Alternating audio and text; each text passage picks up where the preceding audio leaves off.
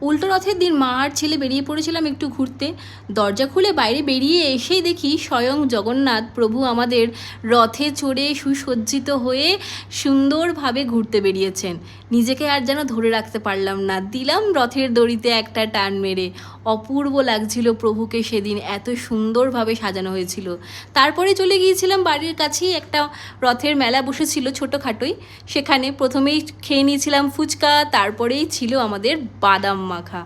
এই অপূর্ব বাদাম মাখাটা খেতে আমার ভীষণ ভালো লাগে। তারপরে গরম গরম বাদাম মাখা খেয়ে ছেলে বলল, মা আমি এবার একটু রোল খাবো। ব্যাস, আর কে আটকায়, ও নিয়ে নিল গরম গরম একটা রোল, রোলে কামড় বসালো।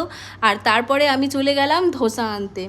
ধোসা, গরম গরম ধোসা, এটা ছিল আমার বরের আবদারের যদিও, তাই ধোসাটা পার্সেল করে নিলাম ওর জন্যই। তারপরে আমার একটুখানি চাউমিন খেতে একটু ক্রেভিংস হচ্ছিল, তাই গরম গরম চাউমিনটা নিয়ে নিলাম। প্রথমে ছেলে বলল, মা আমি একটু টেস্ট করি। ছেলে টেস্ট করে মুখে দিয়েই বলল, মা দারুণ হয়েছে খেতে। তাই আমিও আর নিজেকে সামনে রাখতে পারলাম না, আমিও মুখে দিলাম। সত্যি খুব দারুণ হয়েছিল, আর মেলাটা হয়েছিল দারুণ।